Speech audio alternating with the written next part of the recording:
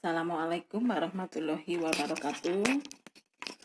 Selamat pagi dan salam sejahtera untuk kalian semua. Saya ucapkan selamat datang di keluarga besar SMP PGRI 2 ini dalam keadaan sehat walafiat. Yang kedua, kalian sudah masuk di kelas yang baru, teman yang baru, maka tetap semangat. Nanti di sini saya akan menyampaikan materi MPLS untuk tahun ajaran 2020-2021 tentang wawasan wiyata mandala. Apakah wawasan wiyata mandala itu? Nanti yang kita akan pelajari dalam wawasan wiyata mandala antara lain pengertian wawasan wiyata mandala, sekolah dan fungsinya, ciri-ciri sekolah sebagai masyarakat belajar, prinsip sekolah, penggunaan sekolah, penataan wiyata mandala dalam upaya ketahanan sekolah, tugas, wewenang, dan tanggung jawab kepala sekolah dalam hal pelaksanaan wiyata mandala, dan yang terakhir, mekanisme dalam pelaksanaan wiyata mandala. Nah, sekarang dari beberapa yang akan kita pelajari, akan kita jabarkan satu persatu. Yang pertama, pengertian wawasan wiyata mandala. Wawasan adalah suatu pandangan yang mendalam terhadap suatu hakikat. Wiyata adalah pendidikan, sedangkan mandala adalah tempat atau lingkungan. Sehingga wawasan wiyata mandala adalah cara memandang sekolah dalam lingkungan pendidikan dan pembelajaran. Yang berikutnya, sekolah dan fungsinya. Sekolah merupakan lembaga pendidikan formal. Jadi sekolah ini formal. Di situ menyangkut banyak aturan yang harus kita taati, ya. Saya ulang kembali. Sekolah merupakan lembaga pendidikan formal, tempat berlangsungnya proses belajar mengajar untuk membina dan mengembangkan yang pertama, ilmu pengetahuan dan teknologi. Kedua, pandangan hidup atau kepribadian. Yang ketiga, hubungan antara manusia dengan lingkungan atau manusia dengan Tuhannya. Yang keempat adalah kemampuan berkarya. Sedangkan fungsi sekolah sebagai tempat masyarakat belajar yang memiliki aturan, tata tertib, kehidupan yang mengatur hubungan antar guru, pengelola pendidikan untuk mencapai tujuan yang ditetapkan. Jadi, kalau kita sekolah, berarti kita harus manut sama aturan yang ada di sekolah. Kita harus saling berkomunikasi antar warga yang ada di sekolah. Kemudian, ciri-ciri sekolah sebagai masyarakat belajar, yaitu di dalam sekolah ada guru, ada siswa, sehingga timbul proses belajar mengajar yang tertib. Mengikuti aturannya di sini. Kalau sebelum ada wabah corona seperti ini, kita belajar secara fakta. Kita bertemu langsung. Sehingga ada proses.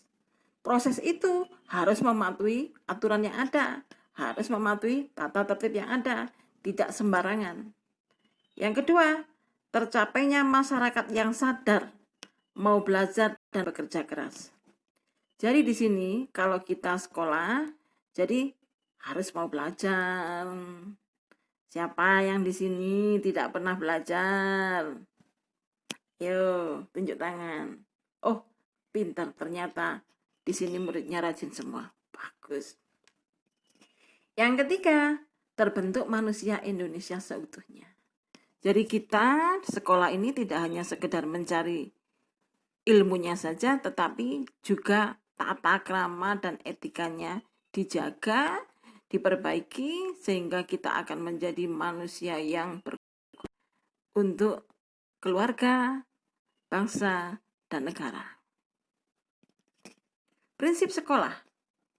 Sekolah sebagai wiyata mandala, selain harus bertumpu pada masyarakat sekitar, juga harus mencegah masuknya faham, sikap, dan perbuatan yang tidak dapat menimbulkan pertentangan antar sesama karena masalah perbedaan suku, karena agama, asal-usul, tingkat ekonomi, atau tingkat sosial dan politik.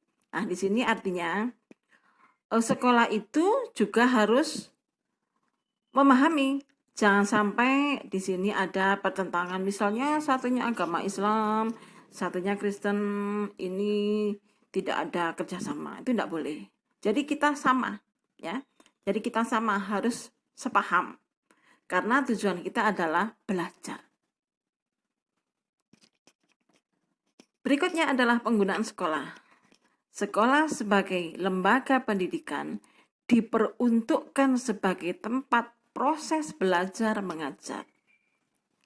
Sehingga sekolah tidak boleh dipakai sebagai tempat semaunya sendiri. Misalnya mau jualan di sekolah, di rumahnya, misalnya produk apa dijual di sekolah, itu tidak boleh. Kecuali kamu sekolah di jurusan SMK yang ekonomi, boleh, karena memang diperbolehkan. Yang kedua, tidak boleh seenaknya sendiri merokok di sekolah. Jadi harus mematuhi aturan yang ada. Yang ketiga, sebagai penyebar aliran sesat. Misalnya di sini ada yang menganut paham-paham yang tidak jelas begitu, itu tidak boleh. Atau kampanye, kampanye ini seperti calon presiden, calon bupati, kita tidak boleh kampanye di sekolah, ya, karena sekolah ini hanya untuk proses belajar mengajar saja.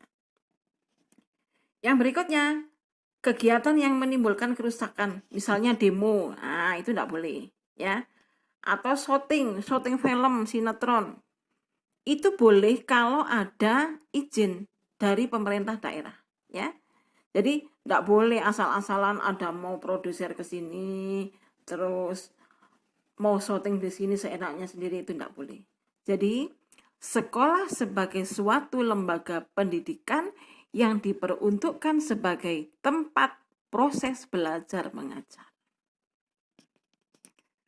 Nah, untuk penataan wiyata mandala dalam upaya ketahanan sekolah antara lain, ketahanan sekolah lebih menitik beratkan pada upaya yang bersifat preventif.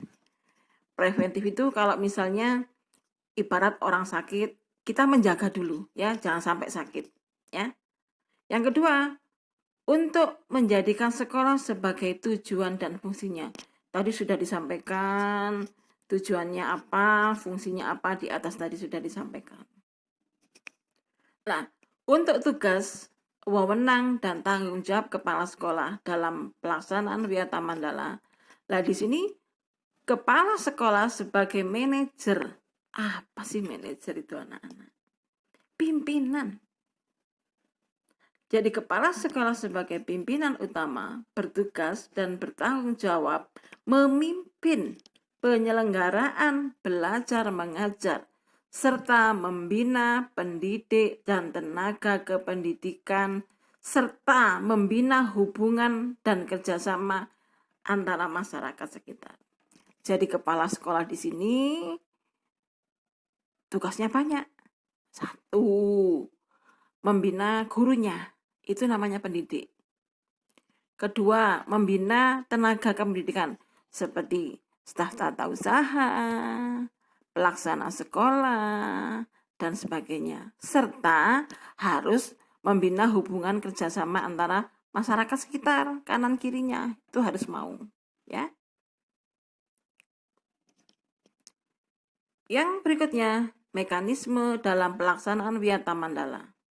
Dalam pelaksanaan wiyata mandala perlu upaya penanggulangan secara dini pada setiap masalah yang timbul sehingga dapat menghilangkan dampak negatifnya yang dilaksanakan secara terpadu, bertahap, dan berlanjut.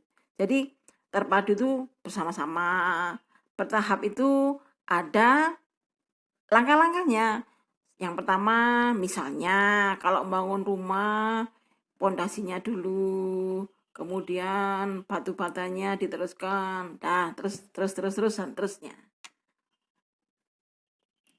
Nah, dari sini perlu disampaikan pada anak-anak, silakan nanti dibaca materi yang ada, dipahami sebaik mungkin sehingga kamu bisa lebih mengenal lingkunganmu dengan baik, mengenal antar sesama temanmu dengan baik, mengenal dan berhubungan dengan Bapak Ibu guru dengan baik, sehingga di sini ada komunikasi antar warga sekolah. Jadi demikian apa yang dapat saya sampaikan. Mudah-mudahan yang sedikit ini bermanfaat bagi kalian semua. Saya juga warga sekolah yang lain, sehingga sekolah tidak asal sekolah. Tapi kita punya tujuan bahwa kita harus ada perubahan. Perubahan yang mana? Ke arah yang lebih baik. Ya, jadi itu saja yang dapat saya sampaikan. Walaupun kondisi sekolah seperti ini, kalian harus tetap semangat, jangan putus asa. Memang semua tidak menginginkan kondisi seperti ini, tapi mau bagaimana lagi? Karena kondisi yang harus terpaksa kita melakukan seperti ini. Oke anak-anak, terima kasih dari saya, semoga bermanfaat, tetap semangat belajar di rumah secara online ya. Semoga kalian tetap sehat selalu. Terima kasih. Wassalamualaikum warahmatullahi wabarakatuh.